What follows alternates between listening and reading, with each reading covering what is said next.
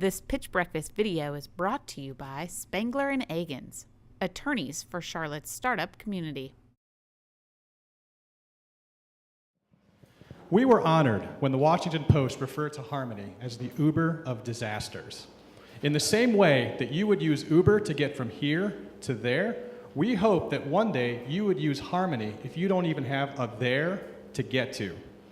In 2017, 6 million people were rendered temporarily homeless by hurricanes. We saw gas stations and supermarkets run out of resources.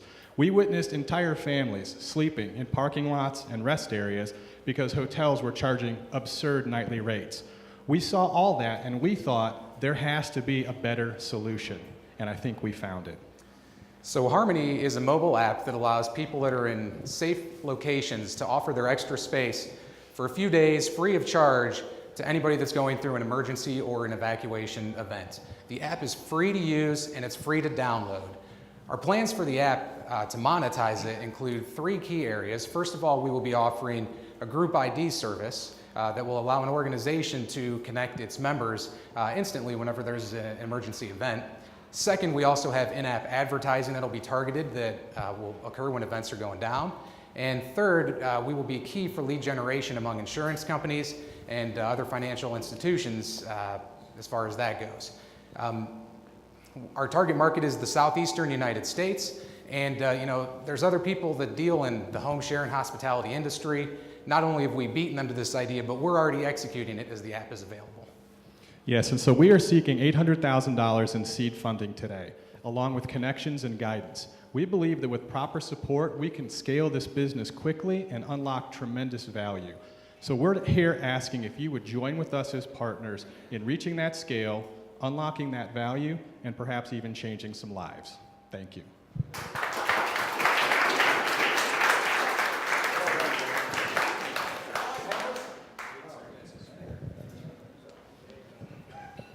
So that was really good, and the spirit behind your app is great. So thanks for doing it in the first place. Could you talk a little bit about where you're at in terms? First of all, who are you guys, and where are you at in terms of traction? It's in production. Mm-hmm. Are people using this? I think I have to hand this back to you now. Go ahead, Brian. So my name is Brian Holinsky, co-founder with Adam of Harmony. Day job, I work in business development and sales. Adam came to me last year in September when all of the hurricane events were occurring. We saw Harvey, where there weren't many people that were evacuating, probably should have. And then we saw 7 million people that had to evacuate from Irma, and many of those people didn't have a place to go. And then the evacuation just kept coming up north and north.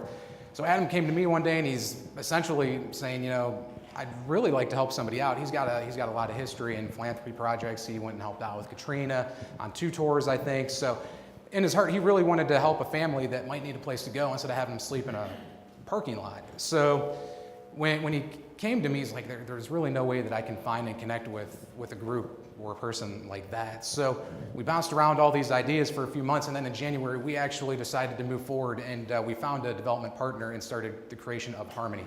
It's available for iOS and Android devices. It's out in the marketplaces right now. It's free to download. Note the spelling. So has anybody ever used it? Have you ever successfully matched an evacuee with a homeowner? At this point in time, no, we haven't. No, the app just became live within the last month, actually. So we have our first users that are starting to download the app, and we've got a lot of support with media and people within the emergency management. The meteorological community is bought in a big way. Just real quick, back to your original question. My background, I spent 10 years as a director for a nonprofit ministry organization, and I do have experience with leading disaster relief teams. That wasn't my primary focus, but that's what I did part of my time there. I'm the assistant controller for the global lithium operations for one of the chemical manufacturers that's headquartered here in Charlotte. So that's my background. Brian mentioned he's in business development and commercial and sales. As far as traction goes, we launched June 1st, start of hurricane season, and we have been pounding the pavement for downloads now. So we've had several media appearances. We've been featured in Myrtle Beach. We've been featured by a friend of ours who's a meteorologist in Alabama, coastal Alabama. We're currently in talks with NBC Univision in Miami to get into their market there, which would be tremendous. I think their viewership is 8 or 10 million.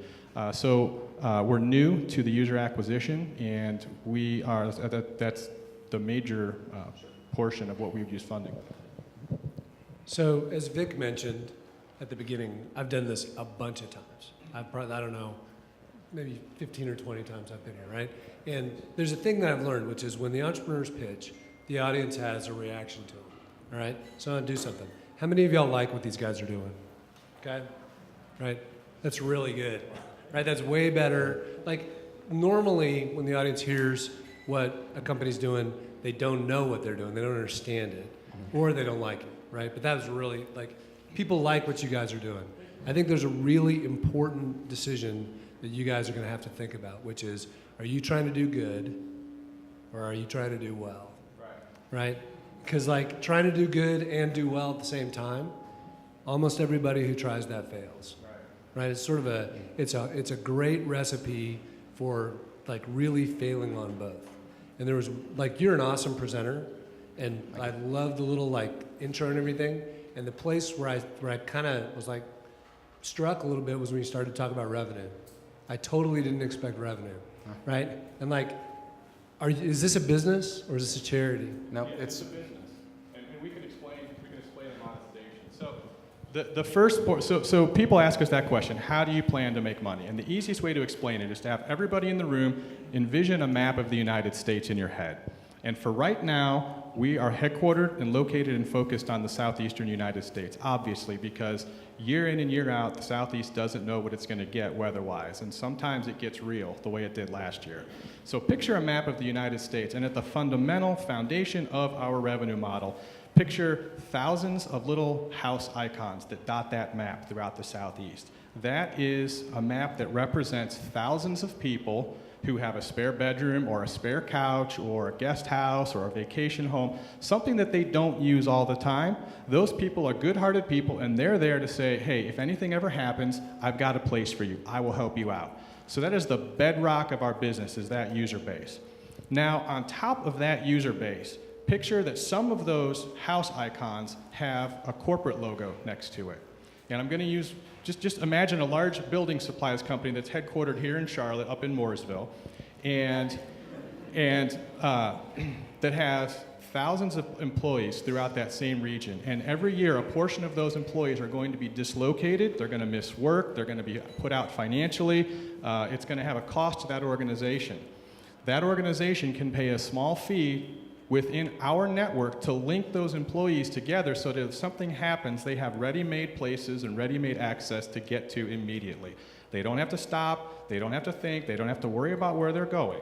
Because in a moment of crisis, we all experience what's called decision fatigue. After just a few minutes, our brains fade, our frontal lobe disappears, and the reptile brain kicks in, and we go into panic mode.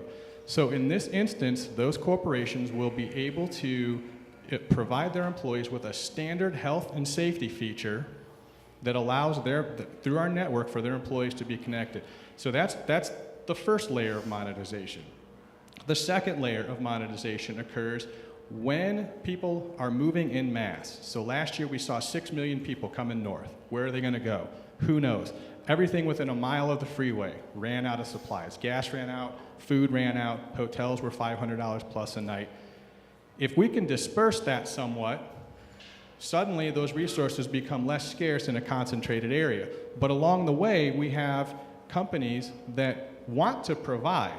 They want to provide resource to that mass migration. Who wouldn't want to be a part of 6 million people moving in a short period of time?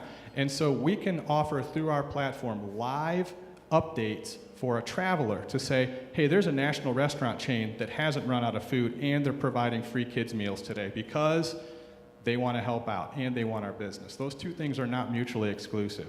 The third way that we see a revenue model is through lead generation long-term for insurance and financial services. So again, when people are returning, they don't know what they're going to need. They don't know when they're going to need it. The insurance companies have to do, through our platform, less work to find those people. So that's how we would monetize. So I want John to talk a little bit, but the concept of housing evacuees who are under distress is really beautiful, and it doesn't fit very well with insurance lead gen, if you ask me. Okay. Right, I'm just kind of those two things, like you're going to encounter tension in terms of those two things, in my opinion.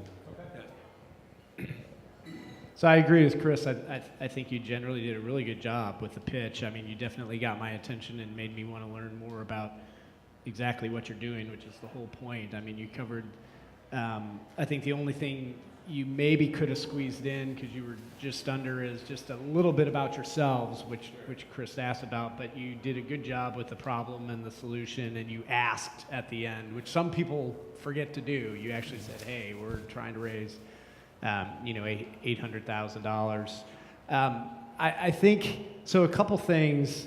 I think Chris made a lot of good points with respect to this is, it's kind of got one foot on both sides of the line as far as helping and making money, and that is a challenge. So I think you ought to talk to FEMA if you're not already.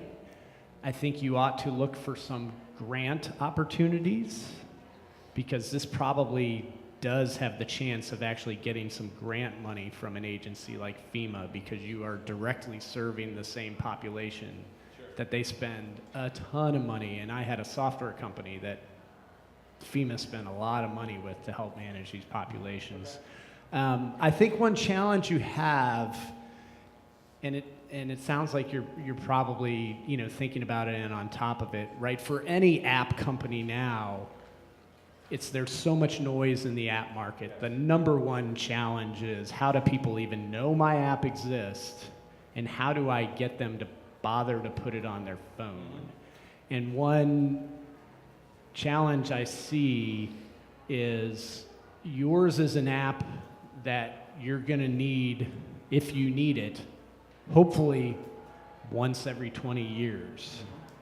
And so how you convince somebody that they should download it, I think it's something you want to spend a lot of time thinking about. I think just getting out there is really smart, and that's probably the best way to get ahead of it. Be on the local TV stations. Probably want to go through civic type organizations, maybe even religious organizations. Exactly. Go through churches and things like that, and try and encourage people to get on it, and same with the homeowners, right? Because you're a marketplace of sorts, so you have to have both sides of the supply and the demand. But that's definitely something, and if there's any way you can build something into the app that will give people a reason to go in it, even if they aren't, being evacuated and specifically looking for a place to stay, that might encourage the stickiness. And when you guys were talking about revenue, I totally think you should go for that, but I would encourage you to evaluate the approach that Charlotte Agenda has taken, because they have a really good media property, and they don't sell ads, they sell sponsorships. And so there's no talk with them about cost per thousand and all that kind of stuff. It's sort of like, are you or are you not a sponsor? And it's easy to imagine in all these regions, it's easy to imagine the regional company who wants to burnish their brand name by saying, here's something that we do for the community, right? And not only encouraging your population to download the app in preparation for the disaster season, for the hurricane season, right? But also giving you a couple $100,000 that you could never justify if you went house by house. Yeah. You know what I mean? Right? If I were your sales rep, I would price it really high, and I would go to the biggest companies in town, and I would say it's $200,000, and you can be the sole sponsor for Charleston, right? And let them help you publicize it, and blah, blah, blah, blah, blah. Okay. Hey, so usually we get really good feedback when we kind of open things up to the audience. Who wants to say something? There you go. He always wants to say something. Hey, man. Hi, a quick comment about how to make users actually use this app. And maybe I don't understand the full specifics, but the idea could be thinking of it as your insurance. So if you're in the risk area, you go and kind of set up your insurance. You set up the kind of place where you will go, and the system will, as soon as the emergency happens, instead of you trying to download the app or trying to do something, you get some kind of a notification. So this is your plan of action that you set up 20 years ago. and this is where you need to go, this is what you need to do. Then you don't need the users to actually use the app to be able to take advantage of like pre-planning. And that's something that we've actually worked on. Just a little background on the app and what we've done with it is we've broken it down into essentially two primary areas within the app. When you come to use Harmony, you're either coming to use Harmony because you need a place to go, or you have a place and you're willing to provide shelter to somebody else. So when we've had our opportunities speaking with people, we've essentially asked people to download the Harmony app, and we have two sub-dashboards within the app. And to create your profile, if you would ever be willing to be a host in the future, to create your shelter space that you might be willing to offer to that person. And we have it set up where it's as easy as once that's all done, it's a simple turn it on, turn it off.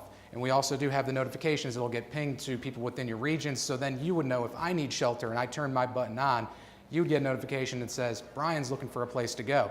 And you can view a little bit about me. We have some security integrations that we didn't talk about, but you can figure out a little bit about that person, and if you're willing to host them, then you can directly offer me a place to go if it's in your basement or your guest house or whatever that might be. Every phone by default has automatically alerts you to severe floods, emergencies, camera alerts, and you guys put that in the app because of the reach of people and maybe not download the app. Correct, yes. Inside the app, we also have a notification subsection where we've included a panel for weather updates and alerts, and we also have an update on the lower part of that panel for fire, because wildfire is a big displacement issue as well. That combined with our ability to send out push notifications to all users at one time or by segmentation, we have that ability to do. But I'm thinking of reverse to get users to download the app to really get back on the default settings that are already in place. I'm not sure if I'm understanding the question. I'm Like, sorry. When, I'm a Verizon wireless customer, but if, Well, on Friday afternoon in Charlotte, we all got an alert on our phones when that really horrible storm came through, right? Everybody got that. That's what he's referring to. right, So to partner with an organization like that. Right. Something we haven't looked into, but definitely a great idea, and that's something we will be looking into. One more thing in closing. We're running on the last minutes here, last seconds. The last thing I want to say is that this idea is going to happen in some form or fashion. Somebody is going to do this. People are already doing it informally. We have a friend in California who bought a camper trailer so that he could house people that got pushed out by the wildfires. We met a guy in Houston who cruised the highways after the floods and pulled people, took 3 families to his house for 5 days. So this is happening. We are trying to be the first ones to organize it and monetize it. So if there's any interest out there, please come talk to us. Again, we're the first ones to it. You will see this at some level in the next couple of years. You will see this. So thank you. Harmony, ladies and gentlemen. Thank you very much, guys. Well done.